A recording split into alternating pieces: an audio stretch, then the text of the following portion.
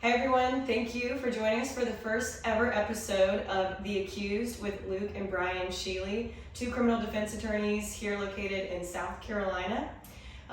Through the duration of this series, we'll highlight different local and national cases with different experts throughout the country, locally, starting first with the highly sought after or anticipated coverage on the Murdaugh trial. Thanks, Hannah. Yeah, I think we'd like to start talking about what everyone is focusing on, which is Alex Murdaugh's. We're into his third week of his double murder trial. We have tried a number of murder cases, before a jury trial, and we actually in December we're trying a double murder case in front of the Honorable Cliff Newman. So we have a lot of experience with this judge. We know some of the players. And to start this podcast off, I think we'll generally talk about the 3 weeks of the trial, what parts are important from our perspective, not necessarily what is a state's theory or defense theory, but what we find unique. And then we'll go ahead and talk about some of today's witnesses, which were pretty mind-blowing, so don't go anywhere. But Luke, just talking about some of these forensic witnesses, I thought we could first start by discussing the big forensic witness so far, well, maybe other than today, the firearms expert, Paul Greer. Oh, I can do that. You want to talk about the trial and how it's built up to this, or just we can talk about that too. Yeah, what's the build up to it? Everyone knows what it is. There's no secret to what's going on. If you've been living under a rock, the Murdaugh trial is currently happening in, is it Carlton or Hampton? No, it's Carlton. Walterboro, which is in Carlton County. County, being tried by Judge Newman. The prosecution, the state has been presenting their case for the last 2.5-3 weeks. Yes. So if you guys want to give us a brief overview, if you want the full thing, you can check it out on HBO. But if you want a brief overview. We skipped over this part because this is the most notorious trial ongoing, but the state has the burden of proof. They have to make their case beyond a reasonable doubt. We're into witness, I think, 62 at this point. Mm-hmm. They were allowed to get in a lot of over the objections of defense. The 404B is the rules of evidence on it. Other crimes and bad acts to, in this case, show motive and makes defense lawyers cringe. You got any more thoughts on that, Luke? Yeah, it's fascinating. You got this highly affluent, connected, generational wealth type former prosecutor who, because Judge Newman has allowed all this evidence of financial crimes, which we'll talk about our thoughts on that, but because of that, it seemed clear he was in the middle of a crisis, drug use, money was going places, not enough was coming in, he was defrauding his friends, his law firm, his bank. But the question is, well, how does that exactly connect to these crimes, these two murders of the two people, excluding his living son, Buster, that no one can say he was not just deeply, truly in love with these folks, described as having an idyllic relationship. So who killed him is the question. How is the state going to prove that? Pretty much everybody who's talked about it concedes it's what we call a circumstantial case, meaning there is no confession, there is no eyewitness, there's literally no smoking gun, but you've got these horrific crimes and lots of inference. And circumstantial evidence is just as good, theoretically, as direct, but the easy cases for the state are always that direct, that confession, that gun that was found in his pocket. That ID. The ID from a witness who across the street. So we don't have any of that, but we have, what the state would say is a very cleverly planned crime, although they say this is a man who's in full panic mode, and when we get right down to the crux of it, the loose, from our highly biased defense perspective, because we want everybody to get a fair trial, to have due process rights, because if Alex Murdaugh can't have a fair trial with full due process rights granted to him, then average Joe Schmo plumber is definitely not going to get it down the road. So we kind of hate to see that all of this evidence of financial crimes has been plowed into, because it doesn't make a lot of sense to us necessarily to say that kill your best friends as a distraction of impending financial implosion, because I would submit that even if you had seen him get confronted at the office by lawyers and accountants that are missing money, and he's riding home calling his insurance broker, let's say tweaking policies and payouts, and then his family turns up dead, I think that is perfectly appropriate to get into to show that he was hurting for money. But the fact to say that it's just simply a distraction away from a financial picture, all it did was put an international microscope on him and his whole family, and only then was all this discovered. So it's just not adding up. I don't know. Well, and it makes a major appellate issue if it goes down, but we have a whole section to talk about that later on. Hannah, what are we getting into today? So we've heard from a lot of different witnesses throughout this trial so far. I think you said 62 to begin with, but let's talk about some of the key witnesses that were brought up today to speak on. I think we had the pathologist today. Yeah, let me jump to that absolutely. So we can see where we are. But well, first of all, or just really any of the key witnesses that you think are really. Let's start really setting the stage for this case. Let's start back with. What about crime scene lady? Crime scene lady. What's her name? Agent, special agent. They're all special, but I can't remember her name. Zapata? No, this was like first week. But the thing that I'll just say that why she's important is now she sets the stage, unfortunately, for a lot of police sloppiness. You've got footprints going in places they really shouldn't go. Oh, you're talking about the local crime scene. She's a SLED agent. She's SLED, that's right. But the thing that was the first time that the defense... We do have a list of things we're going to talk about. Is that Agent Wynn? Or no, that was today. Let's go back to the beginning. But that was the first time that the defense really got some traction, because she was forced to admit to Dick Harpootlian's trajectory analysis that you got shooters of Maggie and Paul coming from different trajectories, and and we'll hear about it from the pathologist later, but she had to admit that shootings are occurring from different places and different trajectories, even on the same victim, I think, for Miss Murdaugh, and that was consistent with two different shooters. So we had that idea of all these financial crimes, and you're going to kill your longtime wife and your youngest son. And again, this is a very wealthy generations of prosecutors and well-to-do lawyers in the Low Country, and the idea that you're going to get caught with your hand in a cookie jar and then blast your loving wife and youngest son. So it's all playing out in the context of that, where we have a two-shooter theory. Which is interesting, because obviously if you're going to do something like this, what's the need to pick up two different weapons to do it? I mean, Hannah, as a non-lawyer, what was that? Is that a question that people are talking about? I mean, it seems obvious to us, but I don't know. I totally think so. I think, it just doesn't make sense, given probably needing to do this quickly, needing to do this seamlessly, in and out. Like, if this was Alex Murdaugh that was responsible for it, I just don't see why the two guns would be used, unless to, I guess, be a distraction. But I feel like in the heat of the moment, another distraction. Another distraction from the distraction. I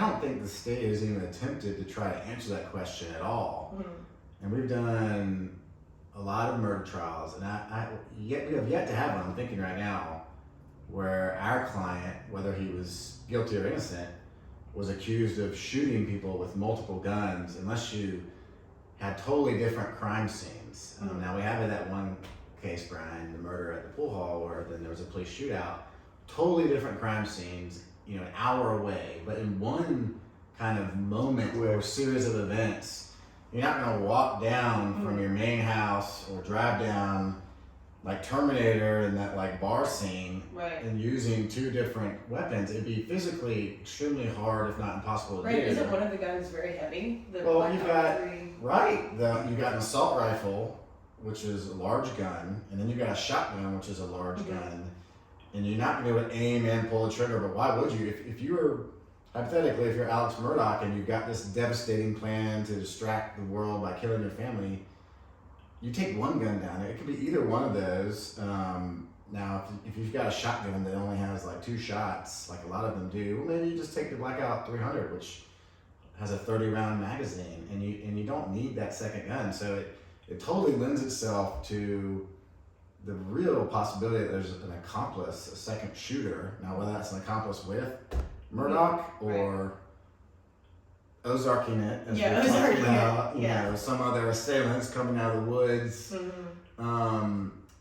to prove a point, then it just totally lends itself to 2 shooters, though. So yeah, and you all, that's kind of what Paul Greer was discussing today. And you all have cross-examined him before, right? Right. In December, we had a double murder trial in front of Judge Newman, and that was the, you know, as far as I'm aware, it's the last time Paul Greer has testified as a state witness on firearms. And my brother Luke had a long, lengthy cross on him, and I think he even stole one of your catchphrases to describe the way a bullet moves through the air. Tell us about that. Well, I don't know if he's still. I'll say he just happened to use it. I mean, obviously, Paul, if you're listening, you owe us some money on that trademark catchphrase. Well, he what he knows is that when a bullet is fired from a rifle barrel, which a lot of rifles are, or pistols, you know, shotguns are not like that. It's spinning like a tightly spiraled football, and so that's why it stays straight and flat and is used for accuracy. And I did discuss that with him in our last trial, but I'm sure he had that in his mind before me. But, Sure. But he was a fascinating and really powerful witness for the state in a lot of different ways. But really, he produces a very lengthy, he produces a very, 20-page, 10-page report. And I only have this because the defense included the report in one of their motions in pretrial. But it's fascinating. So what they're going to do is they're going to collect every weapon that could conceivably be involved in that crime at the crime scene. So they've collected, of interest, a Blackout 300 rifle. And we know from testimony that there were 3 total purchased, 2 for the boys, Buster and Paul. And then Paul lost one because apparently he leaves his guns about and other things. And Alec bought him another one. So you had 3 in play, and you had also testimony about the 2 originals. These are like $9,000 rifles, including accessories. Had these thermal scopes so you could hunt pigs at night, because pigs were a nuisance in the country. But the replacement one, they didn't go to the trouble of buying a thermal scope. And you did have a friend witness talk about that one specifically being recalled, being sighted in and shot at the house, at the side steps, across the field. And so, why it was so devastating was because in most cases, you're going to collect evidence, a shell casing, then you're going to collect a gun, let's say the one Blackout rifle in evidence, and you're going to do a lot of test fires with that gun, with test ammunition, and they shoot it into this cool little water tank, and they retrieve both projectiles and they retrieve shell cases. And you can compare those against the original. Here we're really comparing shell casings. They don't have a lot of projectiles that were really suitable to compare to the Blackout 300 or anything that was found in victims or nearby. They found some things that it was too damaged to really tell. But so they tested that gun in evidence and it was inconclusive, okay? Now in some cases they'll try to say that an inconclusive gun could be, because technically, and I'm sorry if I'm getting long-winded here, but when I cross-examined Paul Greer, who's a very savvy witness, he will tell you that his test comparisons will yield 4 categories. You've got a match, let's say a shell casing, like microscopically examine it to a test fire or a projectile. He's looking under a microscope, and you get certain marks and striations from the firing pin or from going through the rifling channel. It's either a match, which makes sense, meaning there's enough microscopic data of uniqueness to say that gun fired that shell casing or projectile. It's either not a match, which is category number 2, which means that there's just so much different data there that you know that it did not fire that gun. You've got inconclusive, which is what we've got here, at least for the Blackout rifle in evidence, compared Right. He was using that categorization to basically match things up in this case, was he not? No. Okay. So you got inconclusive, which if that was the only gun you had in evidence, because what he will say is it means we just don't know. It could be the gun that fired, or it might not be the gun that fired. So if that was the only gun, I guarantee you they would be leaning hard to say, well, Right. you can't rule it out completely, right? No, I can't rule it out completely. And he would look at That's that. right. And so, but because they're going after a theory of Alec Murdaugh getting rid of evidence, getting rid of the other blackout gun, the replacement gun likely, they know they're not really trying to lean into it. But what the devastating problem is that when they compared the casings, there's 6 casings found around Maggie Murdaugh's body. When they compared that against the casings produced from the test fire to the gun in evidence, they said no. But when they compared it against other casings found throughout the property, what they said was a match, was not that it was a test fired comparison, but just from entering a gun into a magazine, racking it, cycling it through, ejecting it. Not that it was a test fire, but cycling through an ejection.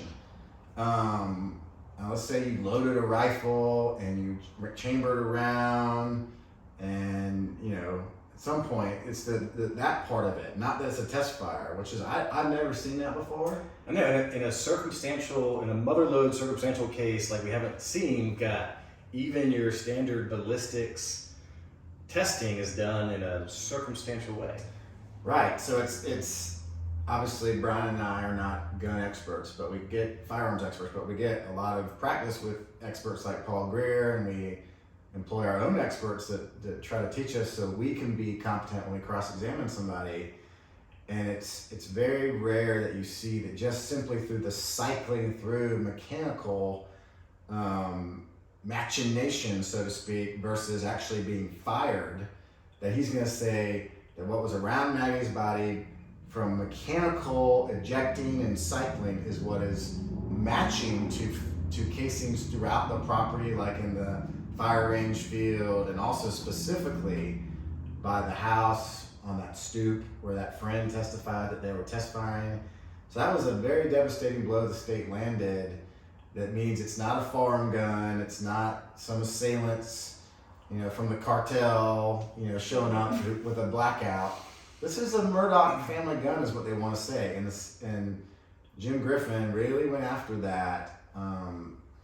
Well, and the way I felt about Jim was I thought maybe they would have their own firearms expert, and I've said this before on some other outlets, but the way he attacked just Paul Greer's scientific expertise, his field of expertise, he really was just trying to diminish him as an expert in this field, and the field is all terrible, as opposed to attacking him in some of the way that let us know they had an expert. And to me that just made it seem like they couldn't really do much with Paul Greer. We got this ultimate circumstantial shell casing on the property matches shell casings used in this case situation. But I think like a lot of people just listening would say, they got the gun. Right. I mean, Hannah, is that the way it felt sometimes? Totally. And even some parts, Luke, when you were explaining, it's like, so what does that mean, and how could the defense use what was presented today, perhaps to make a point and say that, well, this has no bearing on... Well, I will tell you that. Absolutely, take it away. You got an opinion, Luke, do you? And I have seen on like Twitter and other things, the blackout in evidence, a jury could get confused and go, well, there's a blackout gun, it's in evidence. I hear something about some cartridges matching. Yeah. Right. I also hear inconclusive, could mean, it could be, could not be. Right. So why can't we just say it's a gun? Math. So I love math. I'm not very good at it, but I can count to 30. And math allows us a lot of times to determine, I love knowing how many shell casings are there in a crime scene that, you're not talking about a body next to a storm drain. You're talking about in a field or in a flat area where shell casings aren't going anywhere. So here we've got 6 shell casings collected around Miss Murdaugh. You've got this one blackout rifle that I love to know, well, what was in the magazine or in the chamber at the time it was recovered? Are you talking about the one that's in evidence? The one that's in evidence, because I don't want there to be any confusion that because it was inconclusive and maybe could have shot it, that some jury member or some audience person just thinks, hey, I think that's it. And where was that gun found? Was it like in the, because I feel like, those pictures are circulating all over where it's the inside of, the kennels, or it's almost, like a shed with all of these guns lined up. And I'm assuming. It's what they call a gun room, and everything I can tell is it's closer to the main house. Okay. But so that wouldn't be anywhere near the kennel, so those guns would have had to be transported down to the kennels by whoever. Right. I mean, for someone to say,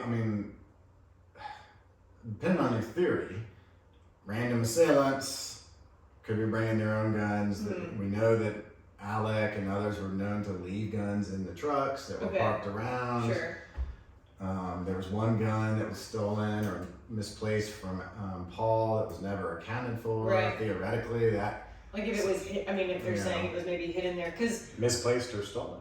Yeah. Right, and it could be, if I was a real clever bad guy, I'd be taking that gun when got it in an unlocked car, and then maybe thinking I'll use his own gun to do a bad crime for my own reasons because it won't be traced back to me. But that does take a certain level of planning. Right.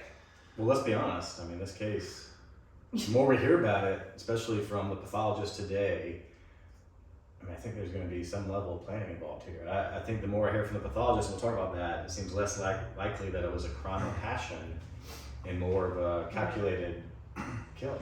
Well, if I could just finish my thought. Yeah. The reason why I can tell you that the blackouts we're back with math now. Is math, which I'm not very good at, but I can do this math. Yeah. So you want to know how many shell casings there are, which is 6. And then you want to know, well, what was recovered in the magazine of this rifle? And it says it right here on the report that the magazine for that Blackout 300 was recovered with 26 unfired cartridges. So that's in the magazine. Now, just very basic research and people that know guns like this, these magazines are 30-round magazines.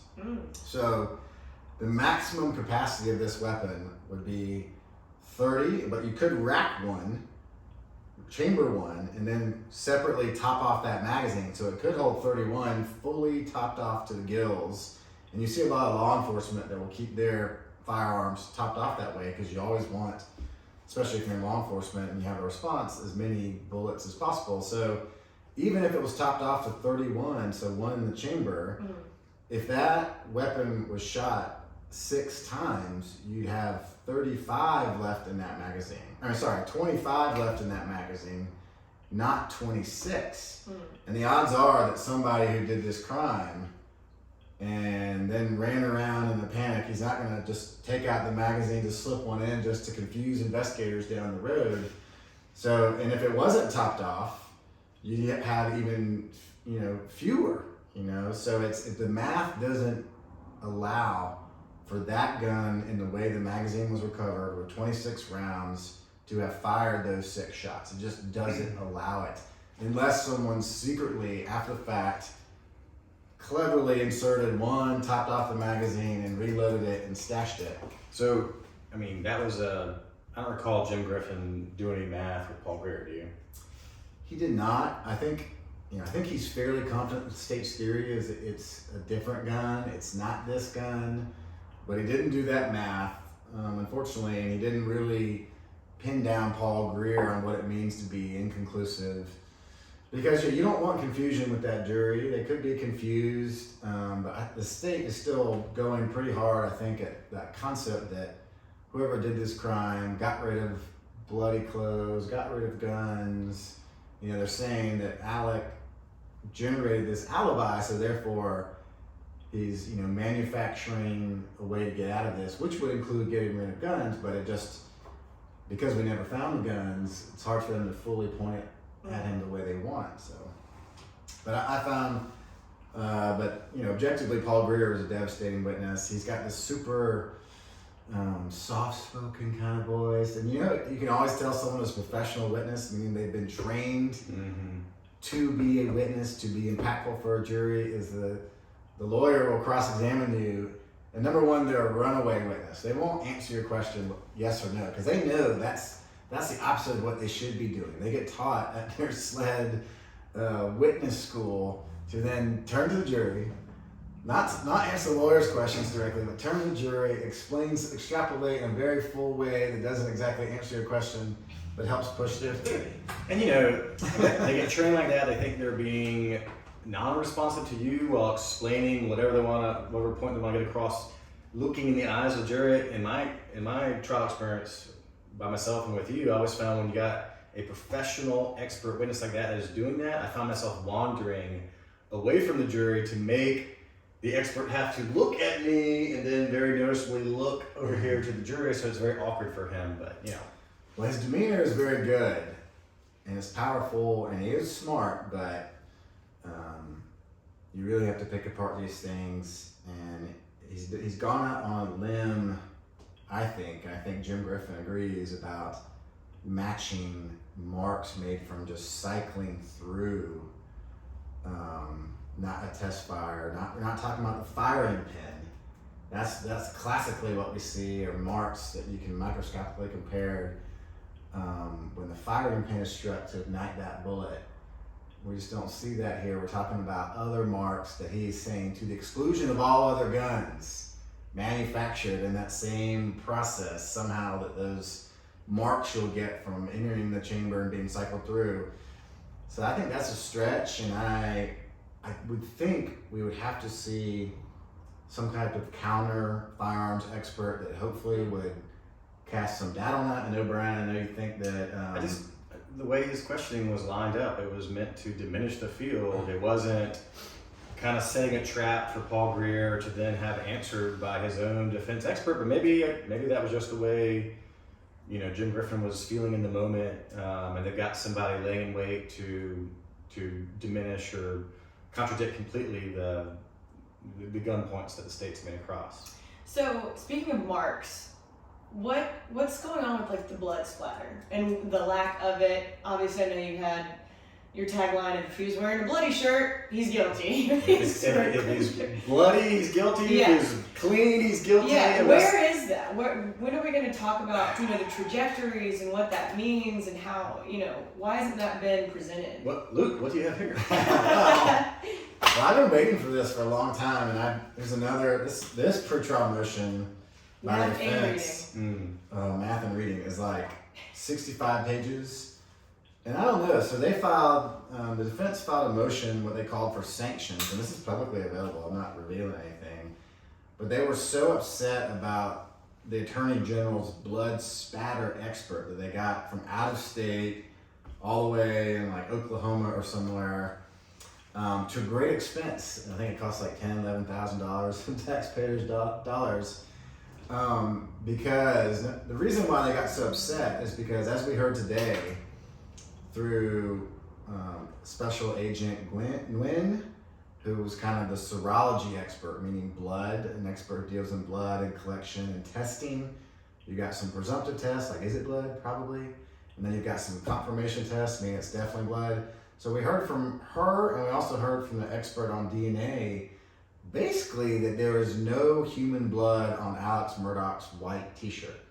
And so... Well, didn't Nguyen say it was initially presumptive? Certain parts were initially presumptive. It was almost like the baby test, like, right. Just kind of get our interest peaked and let's send it on to DNA.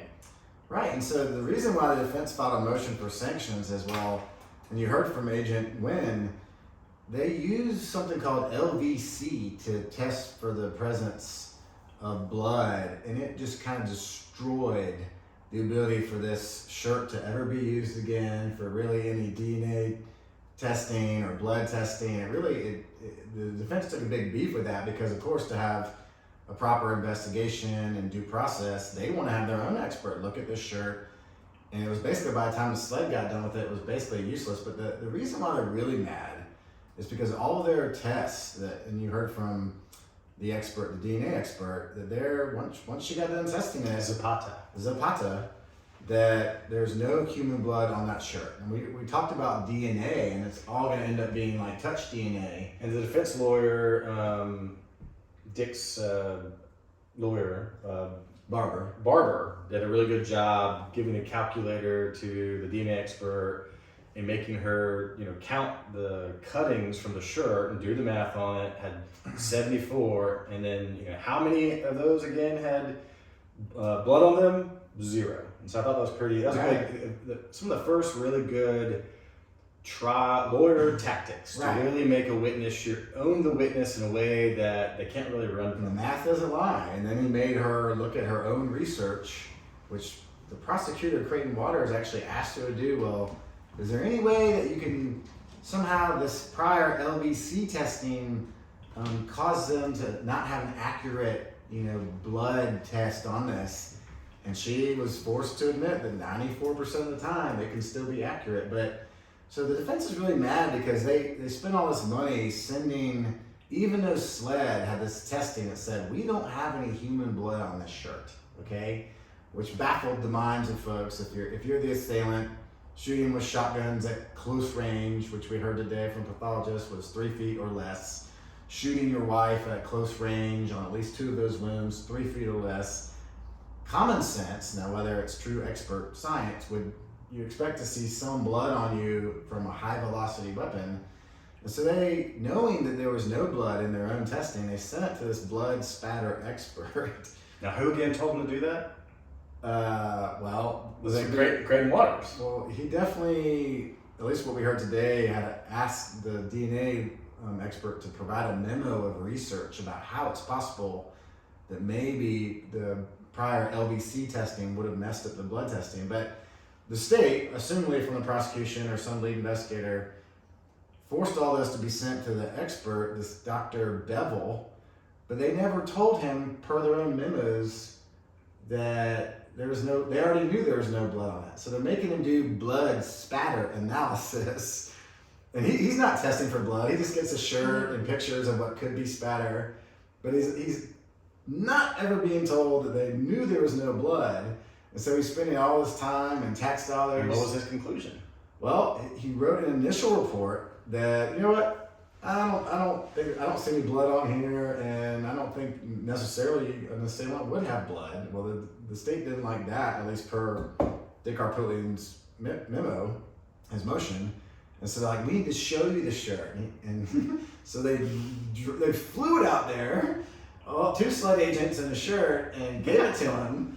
And now he enhanced it and photoshopped it. And he's like, oh, now I see 100 instances of blood spatter. 100. Man, this shooter just got spatter all over him. And not once did the state ever actually tell him, well, our own SLED people know that there's no blood on this shirt at all. So they kind of had this expert waiting in the wings to do blood spatter testimony and talk about 100 spots of blood and what that might mean in relation to the shooting. And unless he pops up as a witness, which I don't think he will. Because, Creighton would have opened with that. Right. That would have been huge for opening. You're going to hear from this fancy expert. They've totally gone away from that. And I don't know if they just knew it was bad or if this 65-page motion scared them off. So, it is entitled Motion for Sanctions. They're asking for the witness to not be able to testify, and then they're also asking for any monetary damages that may be awarded by the judge. But I just think we're not going to see the witness because they've gone this angle of, well, if he's getting rid of guns, well, then we think he can get rid of his clothes too. And that's why we heard about the housekeeper and some pants that were on the floor that she washed. All right, let's stick to what we're going to be talking about next. Luke, I know you like to talk, but we got a lot to talk about here. I'll shut up. Hannah, what are we getting into now? So, aside from the blood spatter, which we haven't maybe heard as much about, we've heard a lot about the cell phones. In this case, whether it be from the steps that have been tracked, the orientation, the phone, all the way to Snapchat or call logs, text messages, all of those things. What do you think has been the most valuable piece of information for both sides, for the state and, I think I know for the state, but for the defense, what do you think is helpful? Well, I'll start from the state's perspective. And, I said on another outlet that, you know, our cell phones, really modern day iPhones or any kind of smartphone or a spy in your pocket that captures all of your interactions, your movements, even, you know, what you say, what you do. And, you know, obviously in a huge circumstantial case, the smoking gun for the state so far has been Alex Murdaugh saying he wasn't at the kennels right before the time of the shooting, and then getting that Snapchat video that Paul sent to his friends, and then you have all of his very credible friends IDing Mr. Murdaugh's voice, stone cold at the kennel, and busted in a lie. Yeah. I mean, that was the first major lie, even before that was really the first lie that was revealed to the jury, because all financial crimes evidence was still being weighed by Judge Newman, and that was really the first lie that the jury really became aware of, because all these very credible folks were saying, yeah, I know him, and that's definitely his voice, and they'd already gotten that video in, and the state really just ripped him apart on that issue. So the state would say he's a liar. Why is he lying about the death of his wife and his child, unless he did it circumstantially? Here's a big chunk for that case. And what's the tiny moral of that story? Don't talk to police. Don't talk. Even if you're an affluent country lawyer who used to be a prosecutor, who may be a victim, but who also certainly, if he's guilty, wanted to be portrayed as a victim. Had he just said, "Look, I'm too distraught. I don't want to talk about this. I know it may seem ridiculous, but I'm just send any questions you have to my numerous lawyers around here," he would not have been busted in that inconsistency. Now, in our office, we have a lawyer called the STFU letter that we send out repeatedly, and it's just a form letter that says the same thing. And I think we all know what STFU means, but yeah, I think it'll just be shut the fuck up. Mark is explicit. Explicit language, shut the fuck up, and we send it to law enforcement on behalf of our clients, asserting the right to remain silent, their right to counsel, and Alex Murdaugh needed to do that day, because for whatever reason why he lied, and he's gonna have to explain that when he testifies, and he will testify. It's gonna happen. Yeah, it has to happen. Unless he's trying to protect himself and Buster, and he's Ozarking it. Well, if he's Ozarking it, then he's gonna have to. Here's the thing. Back to the motive. While we're talking about Ozark theory, and then we'll let you get to the defense cell phone perspective, which is so interesting. But like this, from my understanding of him personally and his family, you talk about the legacy of the Murdaugh family. You talk about, Father Randolph. We talk about, the patriarch before that and the patriarch before that, and they're all about legacy. And so, generational legacy. 4, 5, 6 generations of Murdaughs basically being the number one family in the area. And so it makes zero sense to distract momentarily from your financial wrongdoings at your firm to then blow away your legacy, blow away your son. He's got 2 sons in as far as we can tell, the patriarchy of the Murdaughs, and he's going to just kill one along with his beloved wife to distract momentarily, which then brought about the scrutiny of the world on his finances. Doesn't make sense. Doesn't fly, but... Right. So obviously, the Snapchat video, that was a big win for the state. First lie revealed, big win for the state. And puts him there, objectively, very close in time before the murders. Assuming you believe the state timeline, which is that the murders are based upon phone activity ceasing, text messages not being read. We watched the pathologist today. She's not giving a specific time of death. The timeline is based on the cell phones. Yeah. And they're painting them as like avid, especially Paul just never had his phone out of his hand. And when he's not answering calls. And so if you want to go with that Snapchat video is super close before that.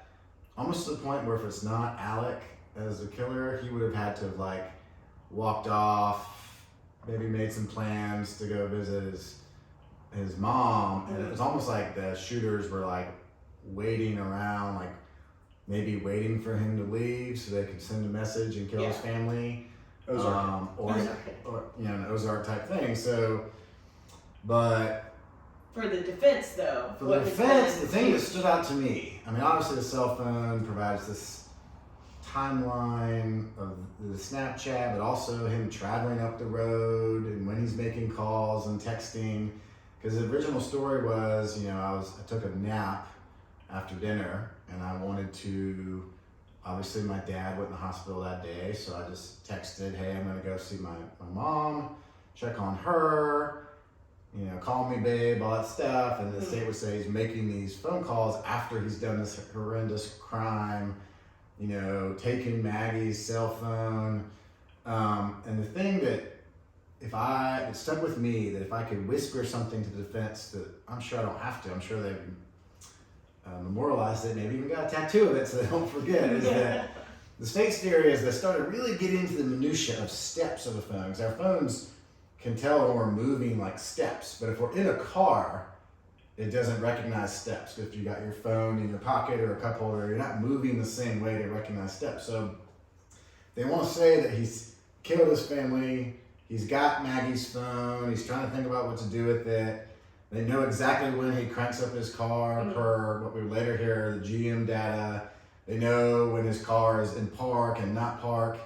But at the exact same time that his phone is registering steps, which would be right before he gets in his car, per the state's own theory, her phone is not registering steps. They want to say he's got both phones, that he's the one that would have tossed her phone just like he has two guns, right? Just like he had two guns, like Terminator in the bar scene. But it make Did you get that reference? the state cell phone expert was like, yeah, that one person could not have had those phones at the same time. I would have written it down on the blackboard, but they will be reminded of that in closing. So it doesn't make sense. There had to be another person. He didn't have her phone. At the same time, he's walking with his own phone, cranking up the car, sent the text like, call me, and then he calls her phone. And right at that time, her phone has a turning of it. I forget what they call it in the moment. It was like a directional. Yeah, well, it changes orientation from going vertical to, or from horizontal to vertical, right. And it tries to recognize like the face, because you know your phone can unlock with your face, but it doesn't unlock. So it's that's right. So yes, so the defense floated a great theory that he's innocent, of course. He's on the road, getting ready to go to his mom's house. But the real killer has the phone.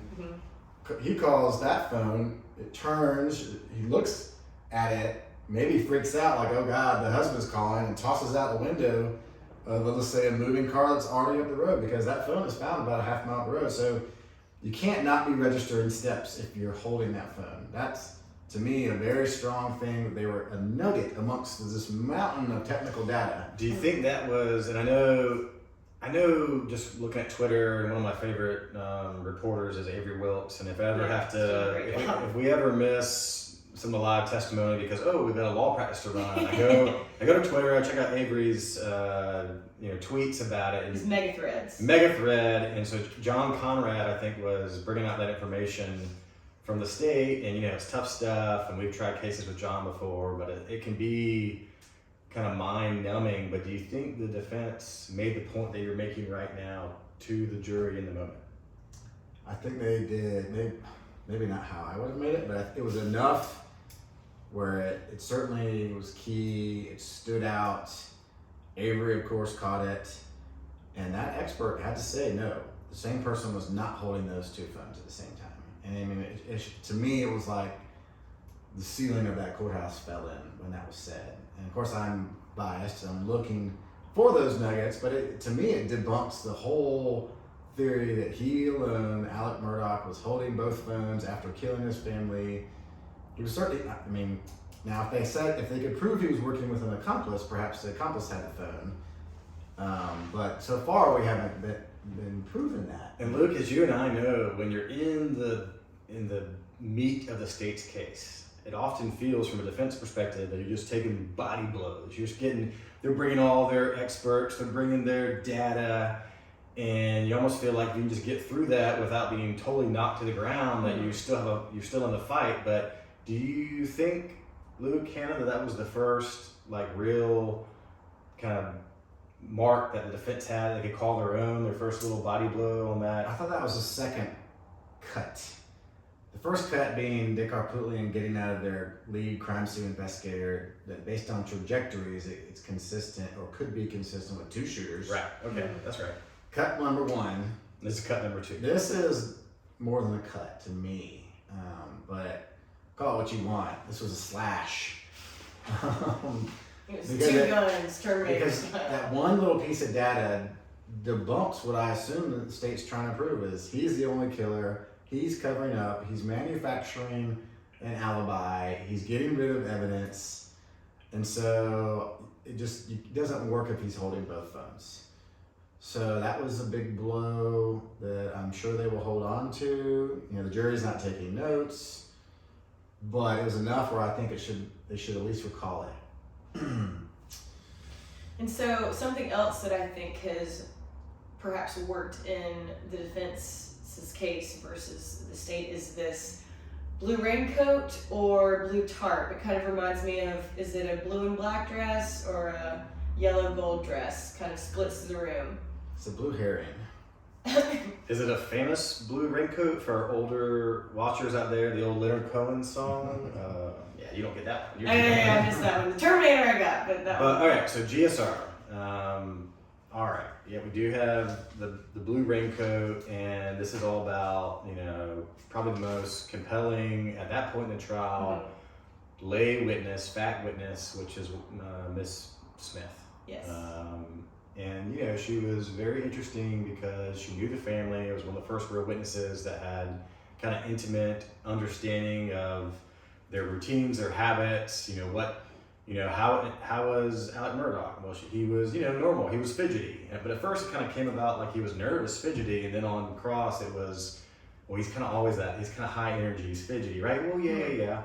And so then we started getting into this timeline. That kind of got the state kind of alluding to another lie that he was trying to insert in the case, because she's on the stand saying 15, 20 minutes. He was there at, he came at the mother's house initially, and we'll get to the raincoat. This is how her testimony came in. And one thing that I thought was very significant, he comes in once, the night of the murder. He's in that outfit that everyone kind of recognizes now, the white shorts, the cloth shoes, and the white shirt. He's acting fidgety, but he's normal-ish when he gets in the house. He sits with his mother. They were watching a television show that Miss Smith is very much familiar with. But did you guys know this, that he called? Now, it was a little irregular because he never comes at that time of night, and I think the defense could say, well, it was a little bit of a regular time because his father, was in the hospital, and so he was checking on his mama when Dad was in the hospital, and so that can explain that. But have you guys picked up the fact that the second time he comes, some 8 days later, so the first time was the night of, and that's the timeline, and we're talking about the alibi, and the timeline can fit in, and that can be debated. He calls Miss Smith to say, I'm here, let me in.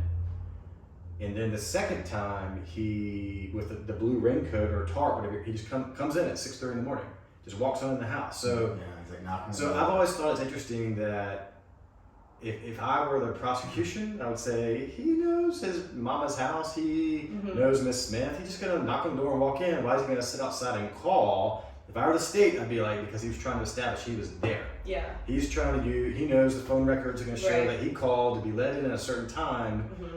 I don't think the state's touched that, but I would be all over that little issue. But anyway, so he's acting normal, whatever the house, 15, 20 minutes is what she says. There's a lot of, kind of emotional responsiveness from her about, fear of him, and maybe he's making her lie and this kind of stuff. But bottom line is, when he comes back to the raincoat 8 days or so later, and he comes in, walks in the door at 6:30, he's got, what she describes as a blue tarp. Like you cover a car with. Very, very clearly.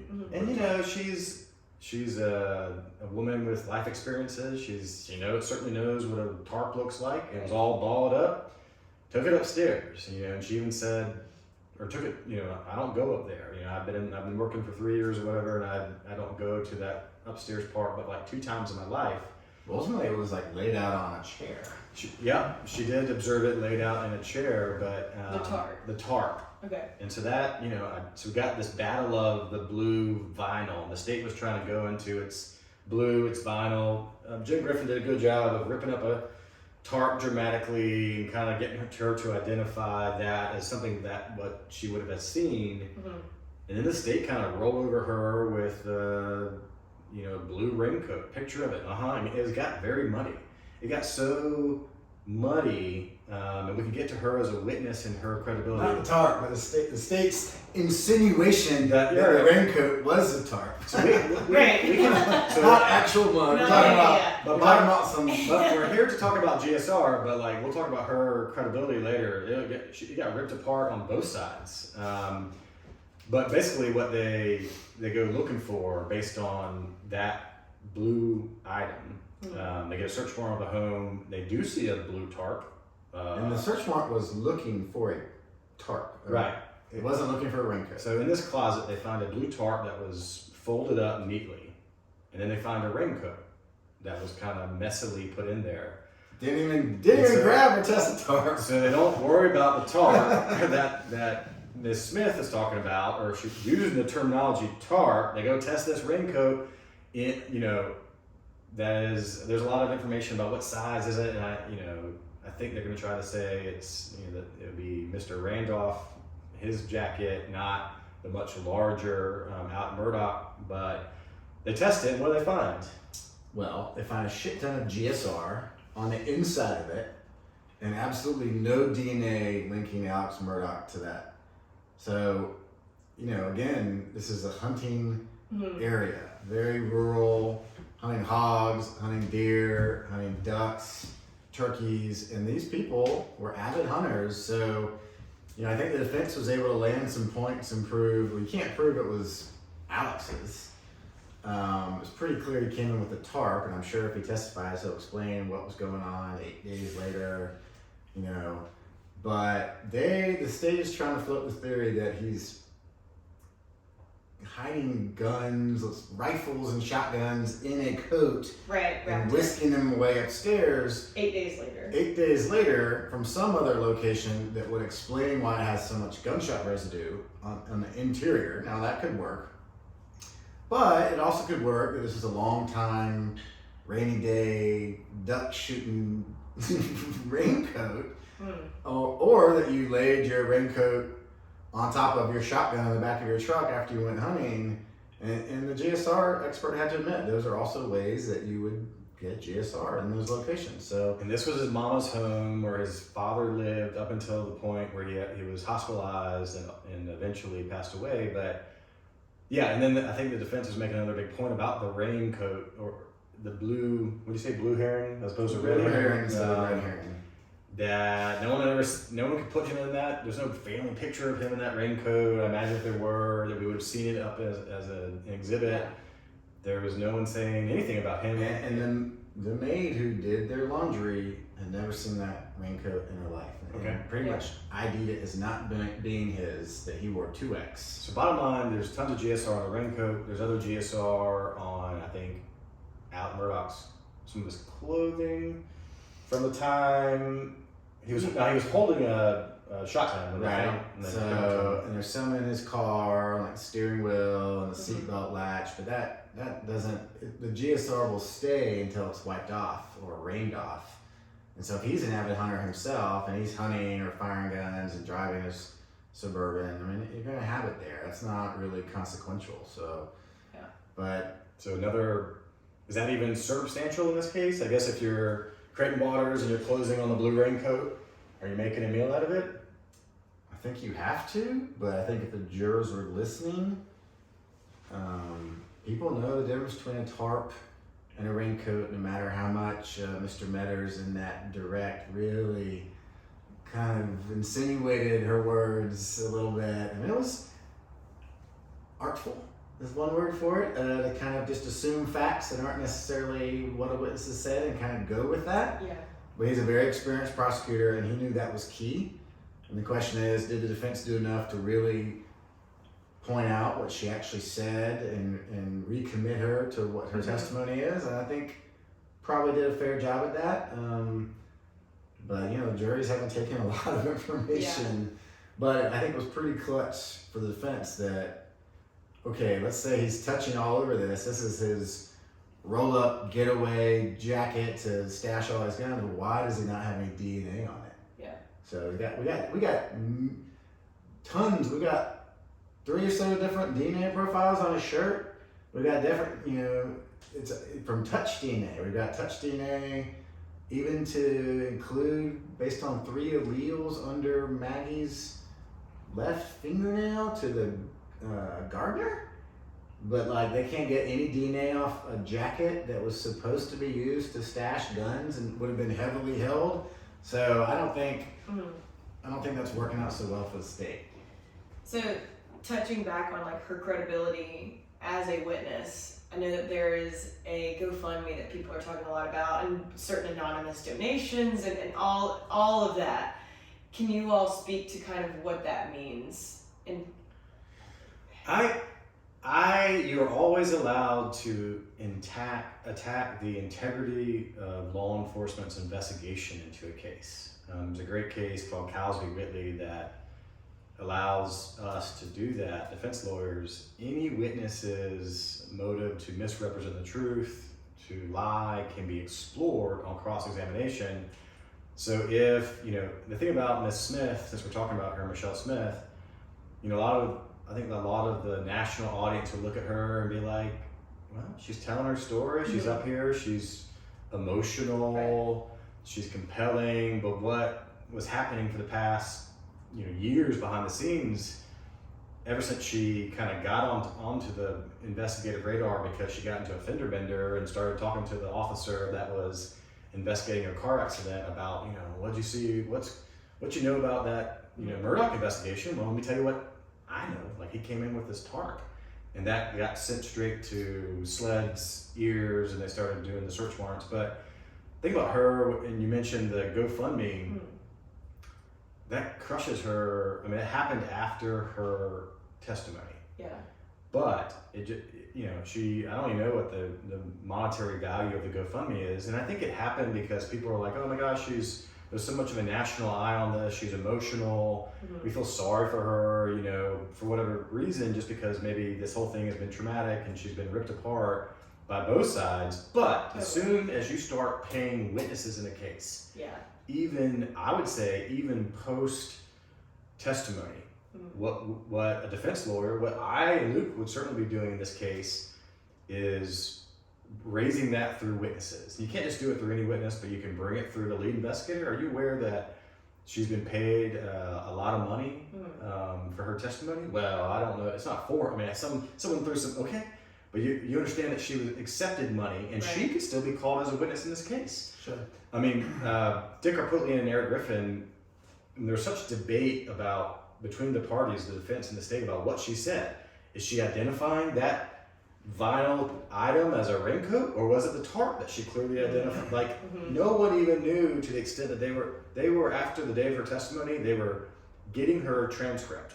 And the reason you do that is so that you can either close on it and have it as a demonstrative of what she actually said, or you put her back up in the defense's case. And guess what? Now she's accepted $10,000 or whatever it is, and more than that, and so her credibility is shot. Could be performative. They were trying to get the transcript in the moment because they were saying the raincoat was irrelevant. It shouldn't be talked about because she hasn't said raincoat. Right. And of course the state's like, yeah, she did, sure she did.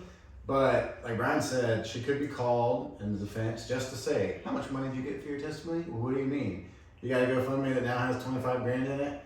Thank you very much. And it does show bias under Rule 608C. Now, they did have an immediate opportunity to flesh that out through attorney Mark Tinsley, but they did not want to touch him. He was a hot potato. I think he donated like a live grenade. $1,000. He donated $1,000, and he was like the next witness or very close in time up. And he was just ready to talk about everything, and they got a taste of him in camera hearing. Thank goodness they did, because he would have ripped them apart if they had not done in camera with them. So that was smart. That was a very smart thing he did, because I think he was prepared to really land points of his own and has his own axe to grind, having represented the Mallory Beach family. But back to Miss Smith, though, your average person looking at this trial thinks she's credible and emotional, but she would have, from time she told that officer that she saw a tarp or whatever it was, the officer that investigated her traffic accident, and she got spoken to by SLED, she would have been interviewed by SLED, she would have then probably given a written statement, she then would have gone before the state grand jury and had sworn testimony under oath. And then, you know, the defense counsel who was examining her said, how many times have you met with SLED before this trial in the past couple of weeks? You know, I think she said something like 3 times. So it just shows, you know, these witnesses, you know, what, in such a big case like this, I mean, they, not only are they feeling the eyes of the whole nation and maybe the world on them, but they're also being told information by law enforcement.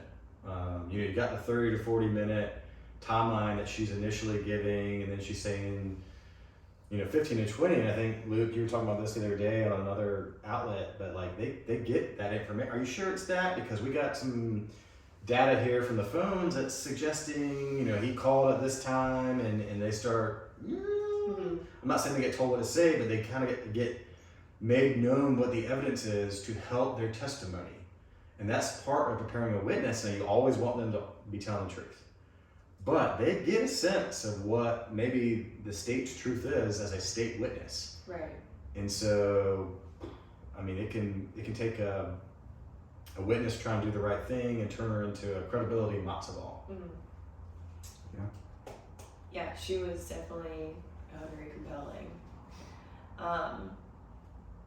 The housekeeper, when she was speaking about, you know, days, or I guess it was the day after the murder, and some of the things that she noted and presented were, you know, dishes clean, food packed away, clothes maybe laid out differently. Can you all speak to kind of the significance of that? Well, the big points they were trying to land on her, I think a couple things. And again, she's a witness that knows about the routines and their habits. You know, I thought it was pretty interesting that they elicited out of her that Maggie was, this was coming through this witness, that Maggie was basically kind of told to come home by Alex Murdaugh. Okay. She was at the Edisto beach house. That's right. And so the housekeeper testified that, you know, she was maybe sounded a little bit annoyed that having to come home. I thought that was pretty interesting. The state would have, you know, again, it's another little building block to a circumstantial evidence case. Well, he wanted her to come home that night. Otherwise, she wouldn't be there. You know, they also talked about the fact that she can identify this shirt that he left for work that day, and she's kind of vividly recalling, you know, tucking in his collar. And so this is the shirt that's in question. Where's the shirt? So she's another person that basically can identify, well, that's the shirt he was wearing. Where is it now? I'm less concerned about, you know, her getting there the next day, and she, you know, she had been told what had happened already, and, you know, law firm partners there at the house, law enforcement are there at the house that night, family, friends, and anyone that's had a big tragedy happen, you know, everyone comes rushing to your aid, and they're cleaning, they're cooking, they're doing a bunch of stuff. So, you know, when she says things were different, the pots that are normally there for me to clean up were all put away, the food was packed away. I'm not so much concerned about that. Luke, Right. She had some discoveries, I think, in the shower.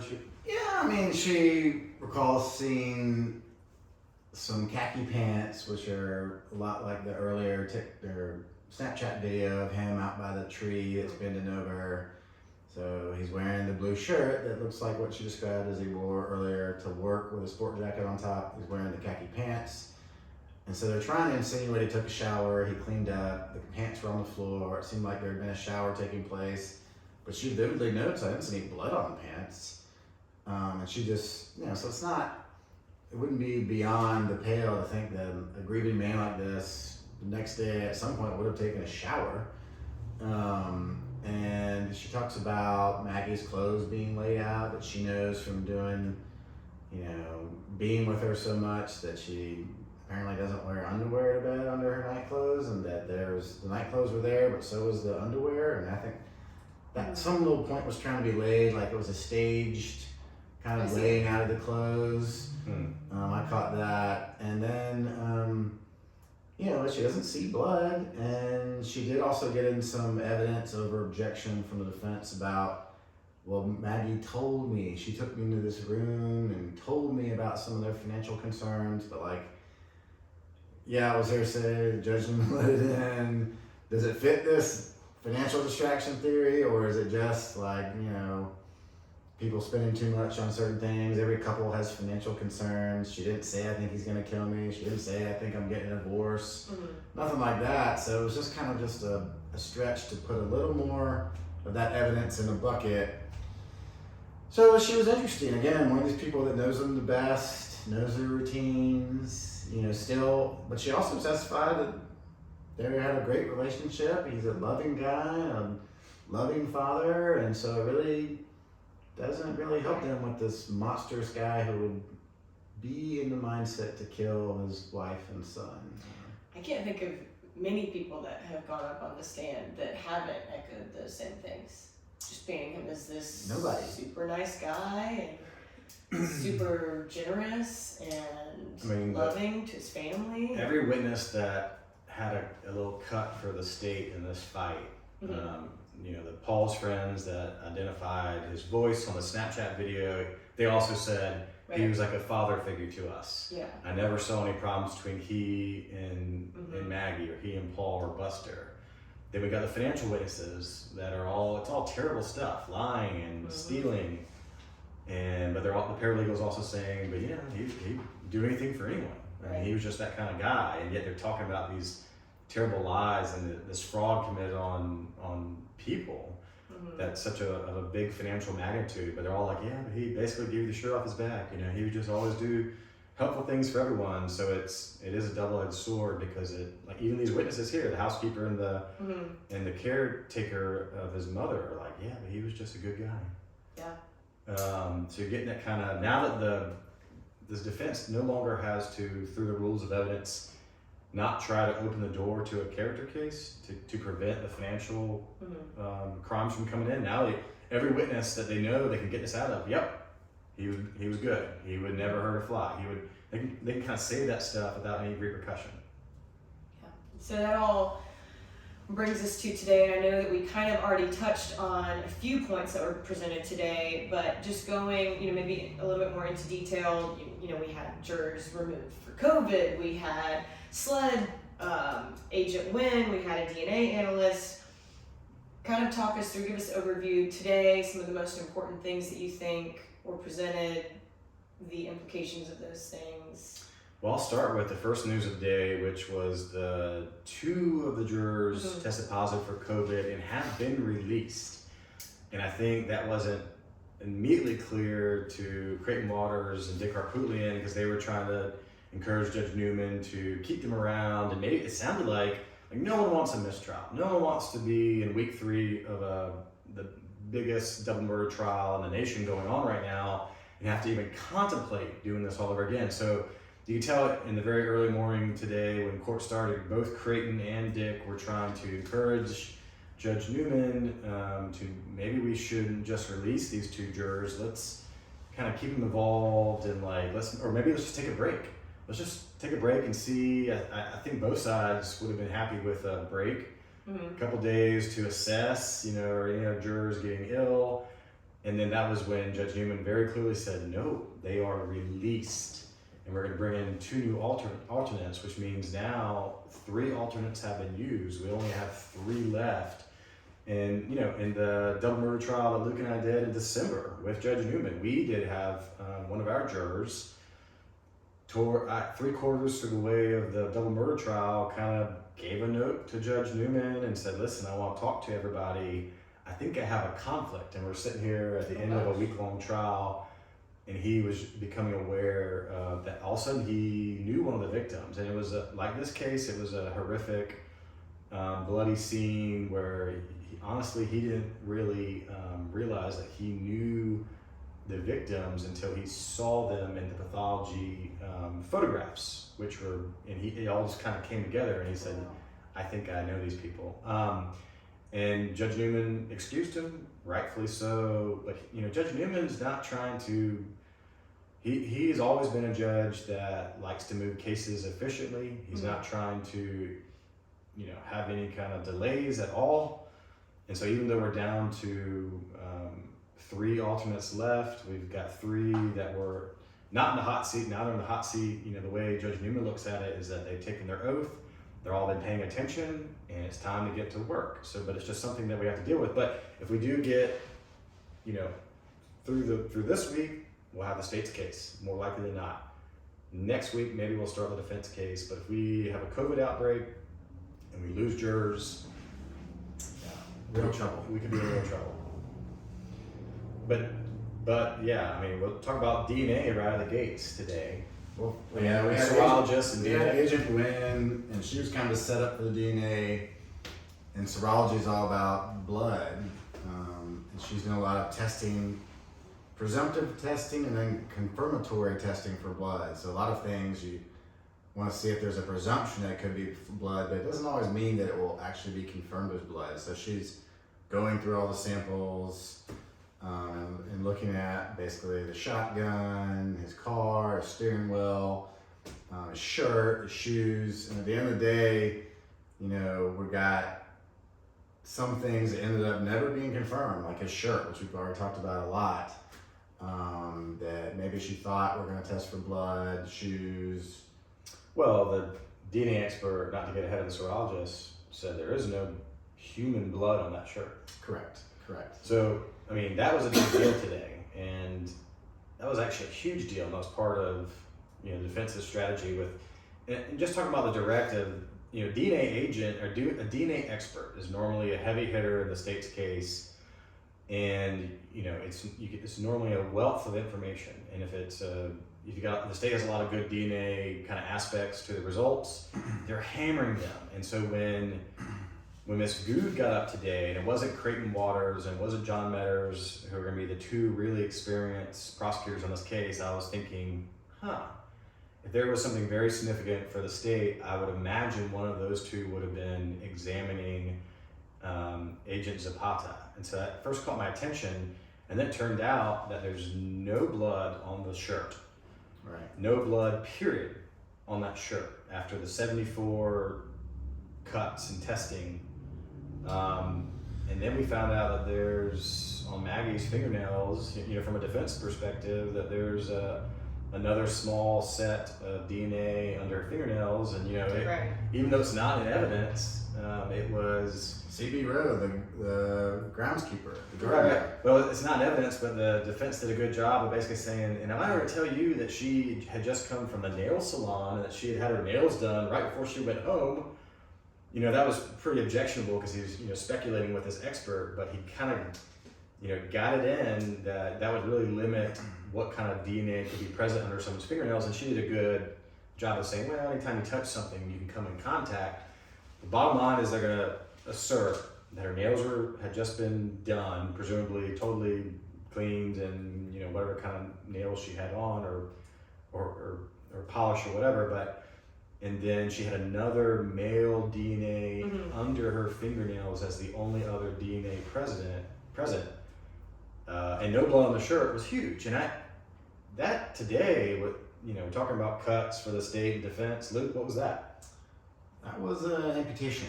They took out a leg of the state's case.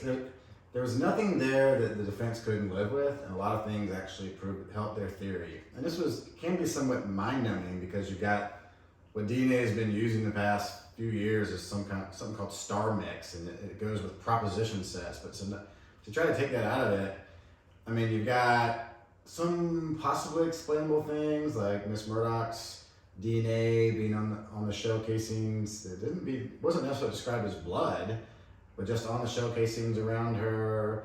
That Paul's were on the shot shells, which would make sense if he was ever loaded that gun or one of his guns.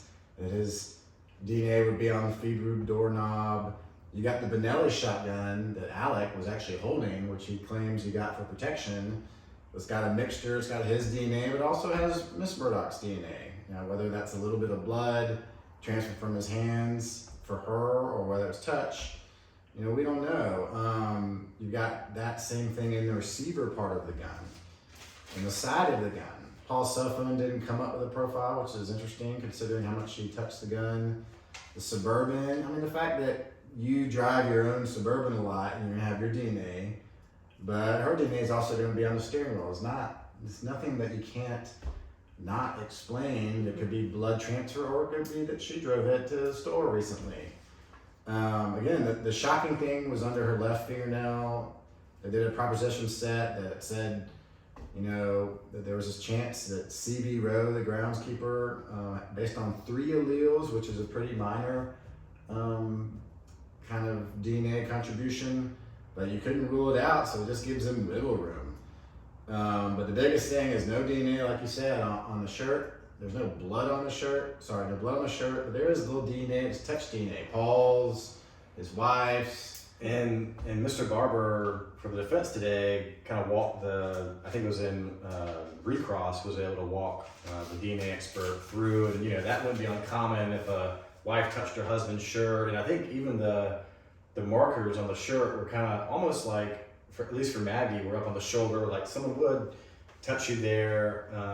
And then, he was able to kind of open the door in front of the jury regarding, were you there for these meetings regarding blood spatter? And who told you to do this research memorandum, concerning, the effects of that? And, are you aware this got shipped off? And she was denying it, but she did basically ultimately say, well, Creighton Waters told me to research this issue, right, which you talked about. Right. And we're hearing they're trying to do some splaining on why they're not getting blood testing, why it's not coming back for blood on the shirt. Well, could it be because of this prior testing that CSI did? And I found this to be fascinating. Regarding the presumption for blood there initially from the serologist, and then that being debunked by the DNA analyst. Nope, that's not blood. We did the certain type of testing for it, the what was it called? I got it here someplace. But bottom line is definitively it's not blood. And then hemotrace. And then Paul Barber basically said, well, could it be something else if it's not human that could have gotten the serologist to have this, positive for it, but actually it's not human blood. She said basically, or another primate. And then I honestly started thinking about obviously pigs aren't primates, but they do all kinds of pig hunting. Yeah. And I didn't know where he was going with it. Then he said, what about like fishing? And so I don't know what he's doing with that. I don't know why you would float. Yeah. What about a fish? Could that have done it? If you didn't know as a defense lawyer, you're never supposed to cross I know why. Witnesses other than, you want to know why? Because he cut his hand on the fish? Or if you're gutting a fish, but he's explaining why, just in case they put up that blood spatter expert, it might be spatter, but it's not human blood. Because she basically said fish is on a primate? I know. But I guess hemoglobin in fish. So fish blood frequently possesses several hemoglobins. So I don't know if that's going to be traced. So she tried to lock it down to primates. Well, the hemotrace only tests positive for human blood, higher primates, or ferrets, is what she said. So that's why he said, what about fish blood? And she's like, no, but it could be why there might be a spatter of some sort. Let's say bad job washing or whatever, maybe a stain. So let's think about this. Let's forecast that question for a defense case. Yeah. It would make me think they're either going to have a spatter expert available to talk about what that could have meant, or some kind of DNA analyst. I mean, why do you float a question like that knowing she's going to shoot you down unless you're trying to plant a seed in the jury's mind, right? Well, I think you plant a seed to argue it, or you plant a seed for your own expert. That was pretty clear. There's no human blood. They cared enough to spend a bunch of taxpayer dollars to send it to a blood spatter expert without telling him there's no human blood. So maybe they're just trying to explain the spatter, if that is even a thing. So I don't know. So then finally, that brings us to the pathologist, Dr. Riemer, yeah, MUSC. And then we discussed Paul and Maggie. So I'll talk a little bit about Paul, and Luke, you might want to touch upon Maggie. I mean, it seemed to me that Paul was, pathologists are they're one of the last experts in a murder case, typically to testify for the state. They're really there to help tie up everything, explain the wounds, talk about cause of death, time of death if they can. And so, we had 2 victims here, Paul and Maggie, and so the state started with Paul. He had basically 2, that was easy for the pathologist. The 2 shotgun wounds, you basically had the one in the chest, and this was, there's stippling here, so there's very close proximity. 3 feet or less. 3 feet or less, and so that helps us know that this is very close proximity shooting. With huge Yeah. rifles. Well, this is a shotgun, so these are pellets. These are pellets, not right. I'm not a good expert. All right. Well, so it's a shotgun. We know that at close range, they're quite deadly. This was so close with the stippling, 3 feet or less, that even the wadding of the shotgun, and the wadding's there to help, comes out with the blast, is found in the inside of Paul, and she was, able to do some good analysis of this. Basically the kill shot was the one that kind of came up through his head and neck and head, but she was really able to determine that when he was shot, he was not holding his hands up based on the positioning of the wound that kind of came up through his arm. And so that was pretty important, I guess, for the state's perspective. They would say, well, he was ambushed. He wasn't, trying to talk to his assailant, please wait, don't do it. He was shot with his hands down, almost a surprise attack.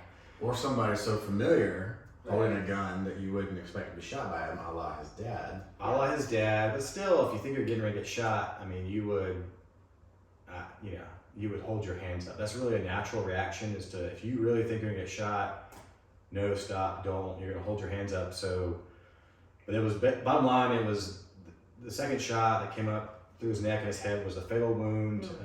He fell, it incapacitated him immediately on that second shot, and his hands were down. And that was basically it. Any other takes from Paul, or were you gonna jump right into? Just that the second shot, which I do think was a second shot, because the first one would not have been immediately fatal. It would have caused a reaction where she thinks he kind of turned towards his shooter, because it was at an angle where it went to the base of his skull, didn't hit his face, but kind of went like that. So she kind of hypothesized that was the second shot.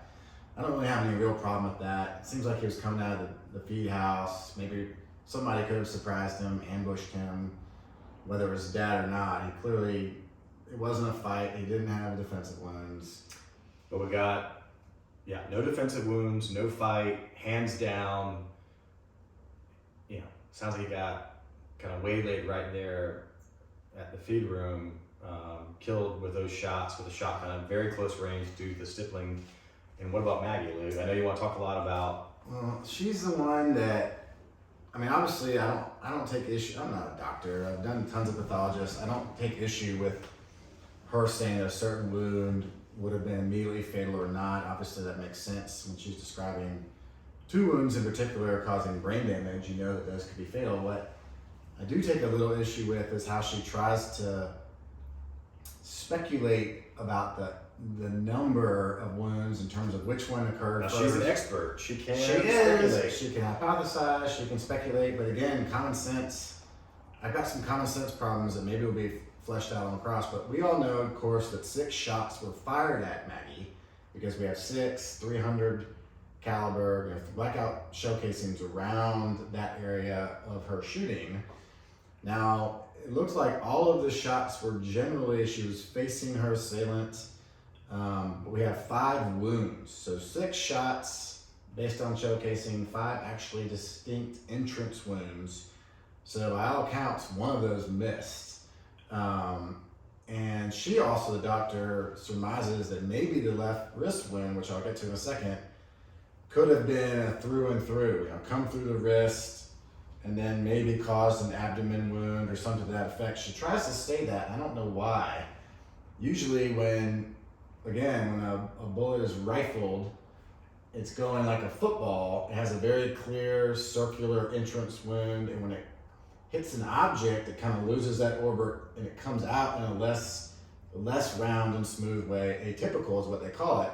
So if it passes through, let's say, a wrist, as the doctor surmised, and maybe hits another part of the body, that entrance wound would have a very atypical kind of tumbling object type style. She didn't really get into all that, but here's where I take issue. You've got a wound to the abdomen that pierces her pancreas and her kidney. The doctor described that as being very painful, yet not fatal necessarily at first. A wound to the left thigh that also passed out the back. These are from the front. Now, both those wounds have stippling.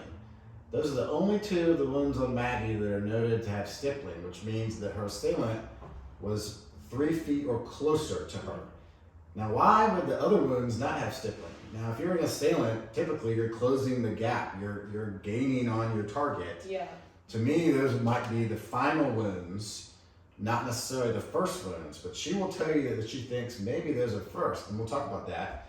So you've got that abdomen wound, you've got a left thigh wound from the front, you have this left wrist wound that comes in like this and goes out. You've got this bizarre wound to me that she described as traveling up the skin of the breast, puncturing through the breast, coming out of the collar, and then going into the neck. Which is one of the fatal wounds. Which is a fatal wound because it goes up here into her brain, which would require a serious, bizarre angle on the behalf of Maggie. And I'll talk about that. Then you've got one that comes into the base of the neck from a downward trajectory, and also is very fatal, kind of comes right here, hits her brain. So the doctor took great pains to describe the mechanism. If I'll just stand up, I don't know if this will get it, where she says that she thinks the first wound came in through the abdomen, causing extreme pain, and she kept analogizing to someone that has a kidney stone. And so that wound plus the thigh would cause her to double over in pain, because that's what kind of that natural kind of pain. And then that she caught while doubled over the wound to the base of the skull. Well, that might make sense, but she never ever once tried to explain how then she could get from a totally opposite direction a bullet flying up her chest bone through her breast, out of her collar into her neck. So, and then she also doesn't explain how none of those other wounds have stippling, which means they were from further away. So I think those first two wounds might have been later wounds, even wounds when she was on the ground lying flat. I don't know what to think, but I don't know that I can agree with the doctor. She never ever explained how you can be doubled over and then get a wound coming up this way from the opposite side. So which one do you think's first? I think maybe a wrist. Maybe she fell back and caught one almost, if you think of someone falling backwards like in the Matrix, and you catch one like that. And then she could be lying on the ground and catch the other two as the shooter is now much closer. What about boom, boom, but I don't know how you get one from the opposite end. I don't, unless you're sitting at that point, maybe. If you somehow landed, it didn't completely collapse, and then you take one going down. It's a very bizarre. But So really, the biggest question mark for you is the stippling on two, but not the others. Stippling on two and not the others. The two were the closest. I mean, she's not. There weren't wounds in the back. She wasn't running away, and the assailant is not backing up. So the first, he's going to be getting closer. So the stippling wounds are going to be the last ones as he's gotten close to you. But you can't just not explain the wound coming up her breastbone while explaining all the others, because they're totally different to the kill shot in the back. I don't understand it. I don't know why they're trying so hard to explain. Obviously they want to try to explain, but she's not doing a very good job at that part. In my humble opinion, I don't dispute that, wounds going to certain places, hitting your brain, are going to cause fatal injuries, but for her to go out on a limb and talk about which was first and which was second when it comes to Maggie, that's a struggle. But we do know that both Maggie and Paul were killed with two different weapons. Both of them have stippling, which is close range. Right. Paul on both, Maggie on a couple of these wounds, and there are no defensive wounds. None of them are holding their hands up. There's nothing of them trying to deflect or protect their body. Those are typically what are called defensive wounds. And this has seemed odd to me, and not somebody who really is an expert in any of this. If it were to just be one shooter, how close were Paul and Maggie when they were found? Have they talked about that? Like, is it like 6 feet apart to where it would possibly I would not know the answer to that until right around the time the pathologist was testifying. There's a reporter that has just released some body cam footage of the first responding officer. I thought that was already in. And Paul and Maggie's bodies are blurred out, but they are in relatively close proximity to each other. I would say, I said it to you, like 10, 15 feet apart from each other. I'd say 20, 30 feet maybe. But there's a diagram that's in evidence where they're going to be measured in relation to each other. And the jury will have a lot more body cam and photos than we, the public, do at this point. They weren't that far away. I mean, right. If he is killed first, he's very much surprised. So it seems like he was killed first. He didn't have a chance to react or do much.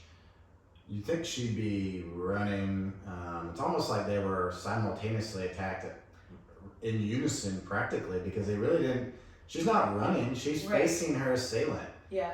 And just all of the, like, for then one person to have to gain distance and then also switch a gun, they seem, all of that doesn't really. If I were her and I just seen my son killed, whether it's my husband or not, I'd be hauling ass. Right. Or picking up a gun. And she is not hauled ass. She is right there facing her accuser.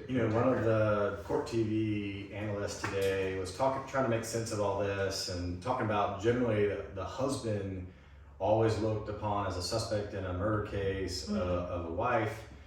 And talked about how, the stippling, and she was saying, well, this is just a terrible crime, it's close quarters, it's a real crime of passion.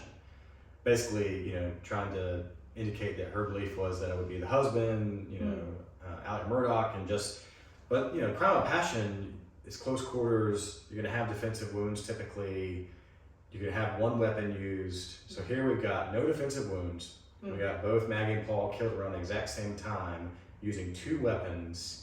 And almost seemingly simultaneously where no one's running. Yeah. And so to me, it would seem less of a crime of passion and more of a ambush. Yeah.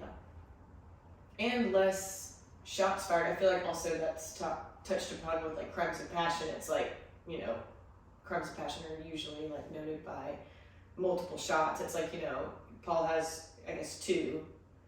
And then Maggie was 6 shots. I don't know if that really makes a difference, but for like the crime of passion argument. Well, I think I'm still caught up in hers. I think her shooter was further away and gaining on her, or the abdominal and thigh shots had stippling. So to me, those are the last shots. And just kind of closing the gap from a distance. But she's not running either because she's facing that person, either because she's incapacitated already. One shot was a miss, and that's a highly accurate kind of rifle, those types of rifles. If you're 10 feet away, you shouldn't be missing a large target. But if you're closing the gap, you missed once, you've incapacitated her. To me, the stippling shots are the closest shots. They have to be within 3 feet. You heard from the pathologist. The other shots are further away. It's just bizarre in the way they occurred, coming from top down and one from up here. So. Yeah, certainly a lot has been unpacked and will continue to be presented and unpacked. Do you guys have any final closing arguments? No, it's fascinating. I think we're coming into the end of the state's case. Tomorrow, Dick Harpootlian was very much up and down during the pathologist's testimony today. He's going to be cross-examining her tomorrow. Let's see if he is tracking the way Luke's tracking. And then we've still got a lot of witnesses left in terms of investigators that will be wrapping up this case, putting a bow on it. We've got cousin Eddie, whose defense lawyer we know pretty well, has been in and around Walterboro, kind of queued up for his testimony. Smooth. Yep. And so we'll see what the state has left, but it seems like they're gonna, well, they also have some additional, they got some brand new data just last night from GM, who apparently were watching the trial and noting that the FBI agent was saying, you know, we couldn't get the OnStar GPS location data off this Chevy that Alec Murdaugh was driving. They said that nothing exists, and then suddenly GM executive said, "Oh, we better not look bad. Let's go ahead and send this over." And so I know that they're actively looking at that data right now. So we're gonna have some more analysts related to the truck. We also know that Harpootlian's got his own expert on the OnStar vehicular data, because he talked about it today in court. You know, I get my expert that. So we're back into the state's pathologist tomorrow. A lot more going on. I'll just say that if I commit a heinous crime, I will do it in my 1977 MGB. It has no computer, no data. You may leave me on the side of the road at that heinous crime, but no computer will tell on me. That's right. That's right. Well, awesome. Thank you guys so much, and tune in next time for The Accused. All right.